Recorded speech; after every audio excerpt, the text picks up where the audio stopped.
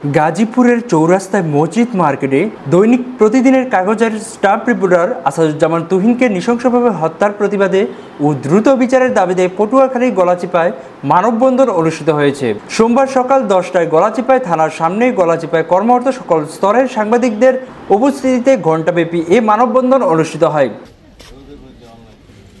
মানববন্ধনে বক্তারা সরকারের দুর্বল প্রশাসনিক অবকাঠামোর তীব্র সমালোচনা করে বলেন, আর কত গণমাধ্যম কর্মী ও সকল স্তরের জনসাধারণের প্রাণ গেলে এ দেশের বিচার ব্যবস্থা সংস্কার হবে। ন্যায় বিচার পেতে আর কতদিন অপেক্ষা করতে হবে? প্রশাসনের গ্রেফতার নাটক বন্ধ করে সঠিক বিচার নিশ্চিত করার আহ্বান জানান।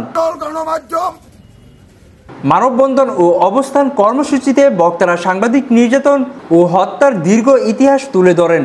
সাগর রুনি হত্যাকাণ্ড থেকে শুরু করে আজ অবধি অসংখ্য ঘটনার কোনোটিও ও বিচার হয়নি বলে উল্লেখ করেন।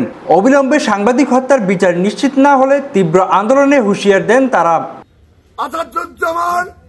সাংবাদিক তুহিন হত্যার সাথে জড়িত সকল আসামি গ্রেফতার হলেও অতি দ্রুত বিচার আইনে মামলা নিষ্পত্তি দাবি জানান, যেন সাগর রুনি বিচারের মতো না ঘটে।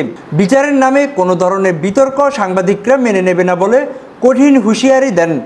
দ্রুত ফাঁসির দাবি জানাচ্ছি। স্বাধীনতা টিভি বাংলা নিউজ ডেস্ক।